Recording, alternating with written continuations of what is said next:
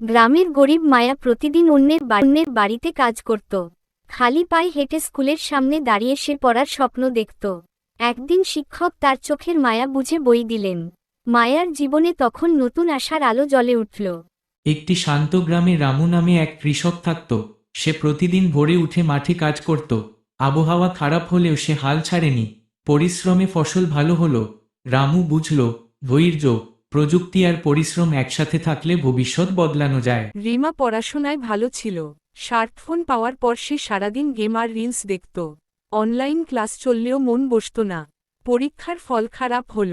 একদিন মা ফোন লুকিয়ে রাখলেন।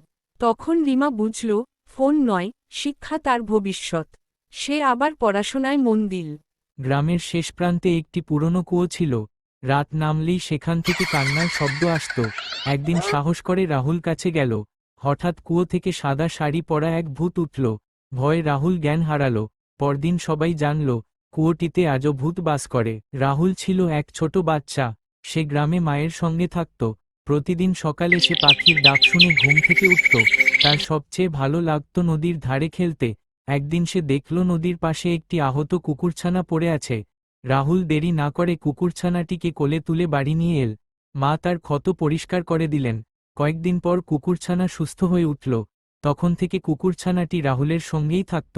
রাহুল বুঝল, ছোট হলেও ভালোবাসা আর সাহায্য করলে বড় কাজ করা যায়। একটা ছোট ছেলে ছিল, নাম তার রাহুল। সে খুব অলস ছিল, সারাদিন খেলাধুলা করত। একদিন তার বাবা অসুস্থ হয়ে পড়লেন। তখন রাহুল বুঝল, দায়িত্ব নিতে হবে। সে পড়াশোনা শুরু করল, মায়ের কাজে সাহায্য করল। ধীরে ধীরে সে পরিশ্রমী হয়ে উঠল। একদিন পরীক্ষায় ভালো ফল করল। বাবা মা তাকে বুকে জড়িয়ে ধরল। রাহুলের চোখে আনন্দের জল এল। একটি মেয়ে ছিল, নাম তার পিয়া।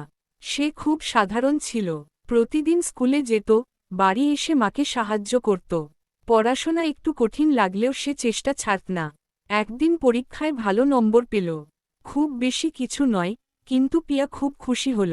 মা তাকে আদর করে বলল, চেষ্টা করলেই যথেষ্ট। পিয়া মনে মনে আরও ভালো হওয়ার স্বপ্ন দেখল। টুনটুন নামে একটি ছোট খরগোশ ছিল। সে খুব দুষ্টু কিন্তু মিষ্টি। একদিন সে রঙিন টুপি পরে জঙ্গলে ঘুরতে বের হল। পথে সে টিপু বানরের সঙ্গে দেখা পেল। দুজনে মিলে লুকোচুরি খেলতে লাগল। হঠাৎ তারা দেখতে পেল, একটি ছোট কচ্ছপ কাঁদছে। কচ্ছপটি পথ হারিয়ে ফেলেছিল। টুনটুন আর টিপু তাকে বাড়ি পৌঁছে দিল।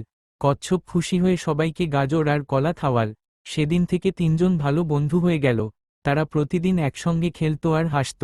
ছোট্ট জঙ্গল আনন্দে ভরে উঠল। খরগোশের মুখ রামধনু।